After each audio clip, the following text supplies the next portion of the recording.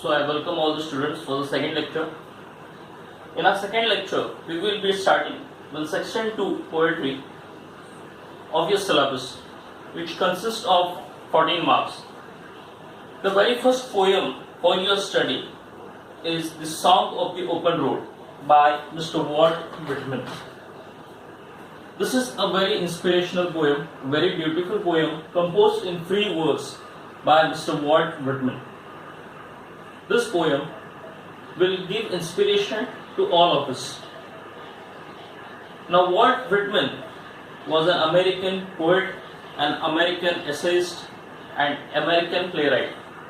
He had written many beautiful poems. Most of the poems are inspirational. They discuss the thought of democracy, thought of liberty, the thought of freedom, the thought of joy. He is also known as the father of free verse. What do you mean by free verse? Free verse means the poems which has no boundaries. The poem which is free from the rhythmic scale, the metric scale, the rhyming scale. The poet uses free verse for a purpose. The purpose is to simply write what he wants to and to convey the message and leave it to the reader himself to take the message from it. So the father of free verse wrote a very beautiful collection of poems. Now there is a story behind this. Once Ralph Waldo Emerson, an American poet and essayist, before Walt Whitman, had written in one of his essays. The name of the essay was The Poet. In that, he wrote that he wanted to see an American poet who could write about the lives of the people of America, who could discuss the common man's problems, the common man's thoughts, the views of the Americans. So Walt Whitman, after reading this essay, got inspired from it, and he wrote a collection of poems. The name of the collection of the poems was Leaves of Grass. Initially in 1855, when Leaves of Grass was published, it had only 14 poems.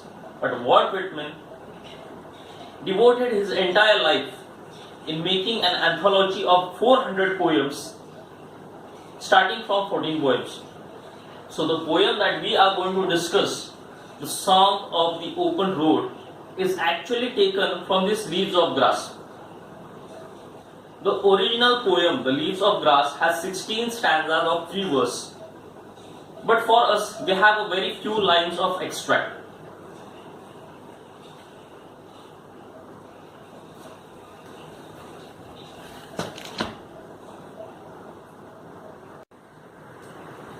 So here we have the poem.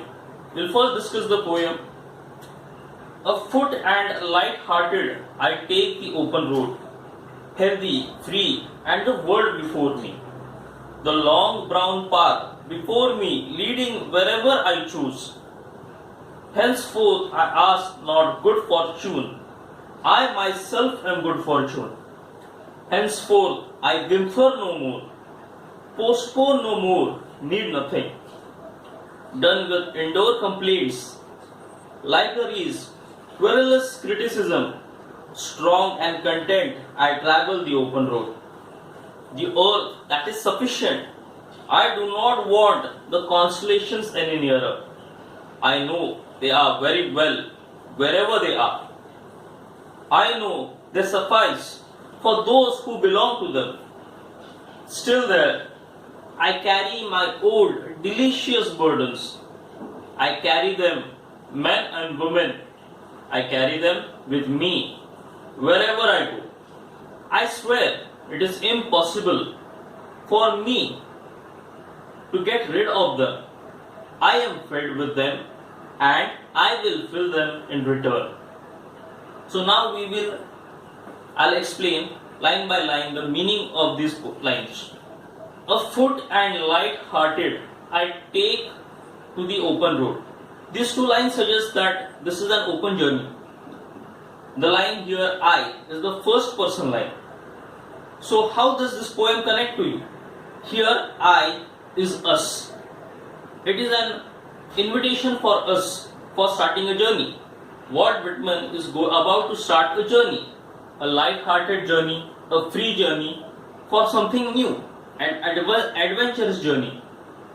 Healthy, free, and world before me. He's saying that this is a very light-hearted journey. Leaving all the problems of the life behind me, I am about to start a new journey. The long brown path before me, leading wherever I choose. Now, this journey is about the journey of his destiny. This is the journey that each one of us has to do. So, we do not know where this road will end or where this journey will end, but we have to do this journey because this journey is a journey of self-realization, free from the bonds of the world. Henceforth, I ask not good fortune, I myself am good fortune. Now, all of us have this tradition that before going to a journey, we pray to God. So, here, Walt Whitman does not pray to God for good fortune in his journey. Now, as I said, this is the journey of his life. So, this journey, which is about to begin, he does not pray to God to give all the good fortunes, the comforts. What he is saying that, henceforth I ask not good fortune, I myself am good fortune. He is saying so because he knows that whatever happens in the journey, he is strong enough to face it. The journey of his destiny, the journey of his life. So, there is no guarantee that all the good things will happen in his life. Some things will be bad, some things will be motivational, some things will be criticized. But he has to start this journey. And he says that I don't want any good things from this journey. Henceforth, I whimper no more, postpone no more, need nothing. He says that this journey which I am going to start, I will stop complaining. I have stopped complaining from now on. I will not complain about anything in my life. I will continue this journey. Now, he says that postpone no more, need nothing. He says that I will not postpone anything in my life henceforth. Whatever journey, whatever new things I wanted to do in my life, I will start them right now and I will not quit. Now, most of us, this is the coronavirus effect. When the coronavirus breakdown was in India, suddenly all the colleges, the schools got shut down. So most of us thought, let's have a holiday. So most of us, now all of us are in 12th standard. So it was very important for us to start the study. But most of us said, let's postpone the study for some time. We'll enjoy the life. And afterwards we'll start the study. So here, I think we should be motivated from this poem and start our study right now because this is the time. I whimper no more, postpone no more, need nothing. So you should stop postponing these things and you should start studying. Done with indoor complaints, libraries, querulous criticism. He says that I am done with indoor complaint. Indoor complaint means your indoor conflicts that we have with our mind, conflicts that we have with our friends, with the family, with the people around us. We should stop complaining about everything and just go on and carry on the journey.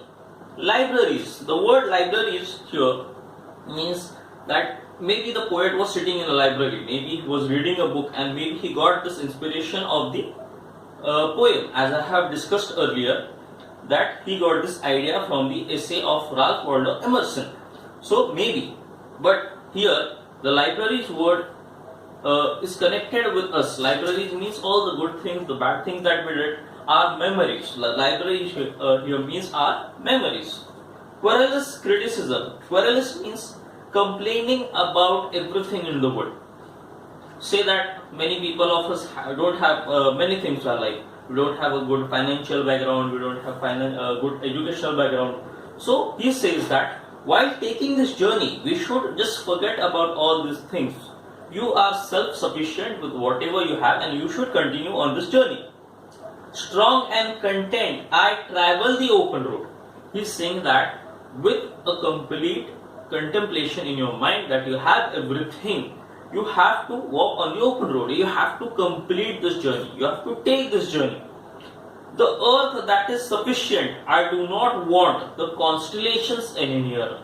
He is saying that whatever I require in my journey, will be given to me by the earth. The earth means the world around us.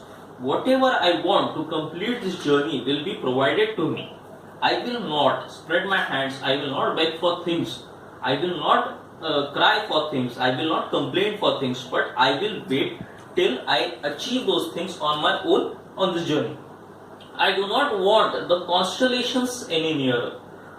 I know they are very well wherever they are.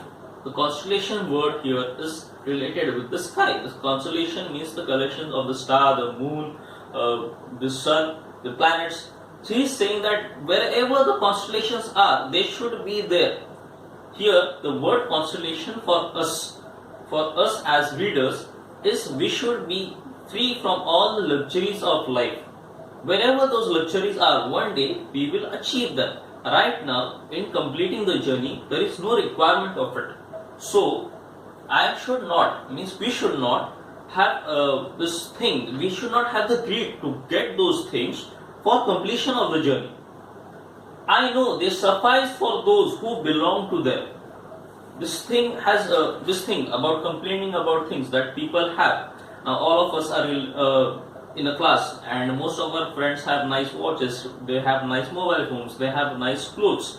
So, these things, when we see this thing, we start complaining to our parents that why should we not get them?